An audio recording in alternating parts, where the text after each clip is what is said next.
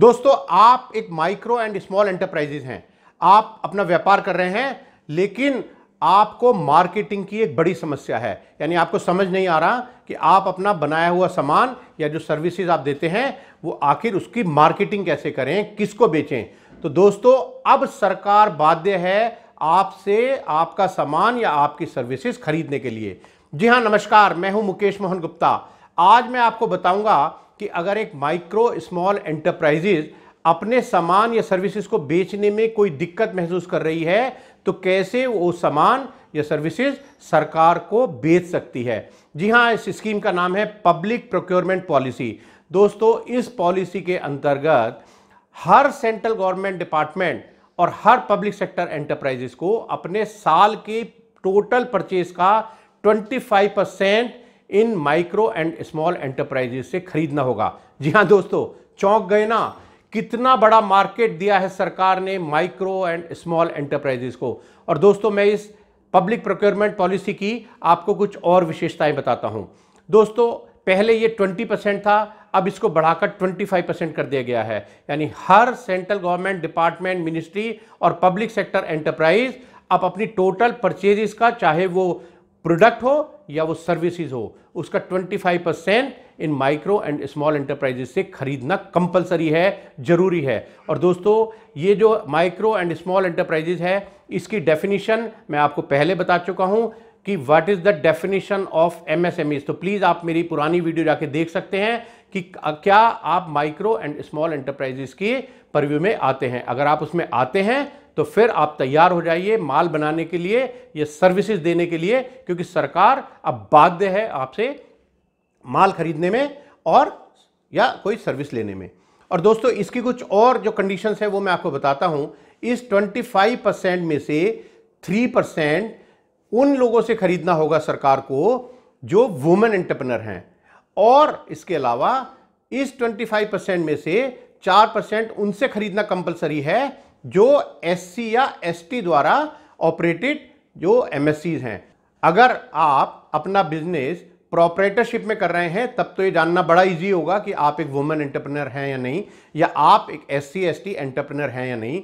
लेकिन अगर आप अपना बिजनेस पार्टनरशिप में या प्राइवेट लिमिटेड में कर रहे हैं तो दोस्तों, आपको ये देखना होगा कि 51% शेयर्स जो है वो पार्टनरशिप का या प्राइवेट लिमिटेड कंपनी है, तो शेयर होल्डर्स उसके जो हैं वो वुमेन एंटरप्रेन्योर होने चाहिए। अगर आप इस कैटेगरी में आने चाहते हैं जहां पर 3% माल या सर्विसेज सरकार को लेना पड़ेगा वुमेन एंटरप्रेन्योर से। और अगर आप एससी एसटी कैटेगरी में आते हैं तो फिर अगेन 51% शेयर होल्डिंग या तो पार्टनर या प्राइवेट लिमिटेड कंपनी में जो शेयर होल्डर हैं वो होना चाहिए एससी या एसटी एंटरप्रेन्योर्स के पास। तो दोस्तों, अगर आप इन कंडीशंस को पूरा करते हैं, यानी आप एक माइक्रो एंड स्मॉल एंटरप्राइजेज हैं, तो प्लीज आप देखिए कि किस सरकारी डिपार्टमेंट में या किस पब्लिक सेक्टर एंटरप्राइज में कोई टेंडर निकला है। और दोस्तों, एक दो चीज और खास विशेषता, एक और खास सहूलियत आपके लिए, यानी जो टेंडर की कॉस्ट है, जो टेंडर फॉर्म मिलेगा, आपको टेंडर फीस नहीं देनी है।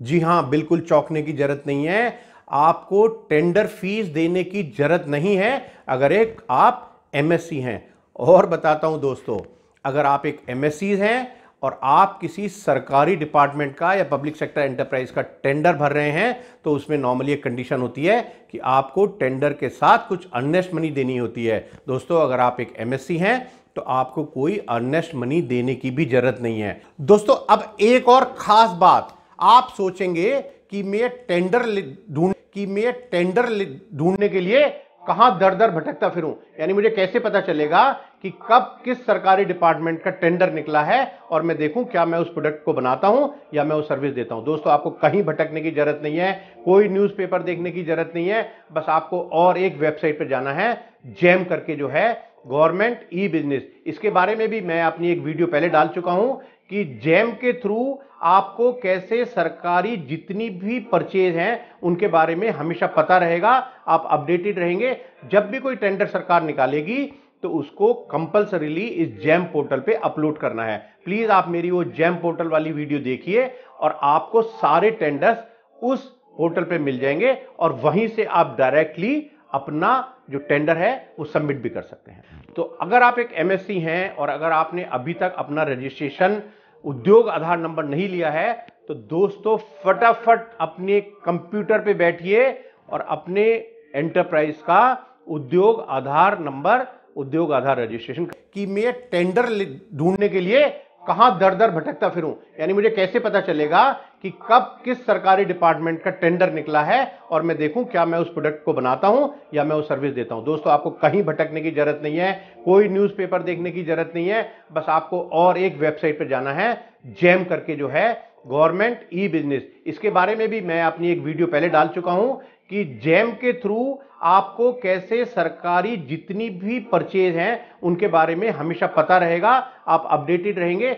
जब भी कोई टेंडर सरकार निकालेगी तो उसको कंपल्सरीली इस जैम पोर्टल पे अपलोड करना है। प्लीज आप मेरी वो जैम पोर्टल वाली वीडियो देखिए और आपको सारे टेंडर्स उस कि मैं टेंडर ढूंढने के लिए कहां दर दर भटकता फिरूं, यानी मुझे कैसे पता चलेगा कि कब किस सरकारी डिपार्टमेंट का टेंडर निकला है और मैं देखूं क्या मैं उस प्रोडक्ट को बनाता हूं या मैं वो सर्विस देता हूं। दोस्तों आपको कहीं भटकने की जरूरत नहीं है, कोई न्यूज़पेपर देखने की जरूरत नहीं है, बस आपको और एक वेबसाइट पर जाना है, जैम करके जो है गवर्नमेंट ई बिजनेस। इसके बारे में भी मैं अपनी एक वीडियो पहले डाल चुका हूं कि जैम के थ्रू आपको कैसे सरकारी जितनी भी परचेज हैं उनके बारे में हमेशा पता रहेगा, आप अपडेटेड रहेंगे। जब भी कोई टेंडर सरकार निकालेगी तो उसको कंपल्सरीली इस जैम पोर्टल पे अपलोड करना है। प्लीज आप मेरी वो जैम पोर्टल वाली वीडियो देखिए।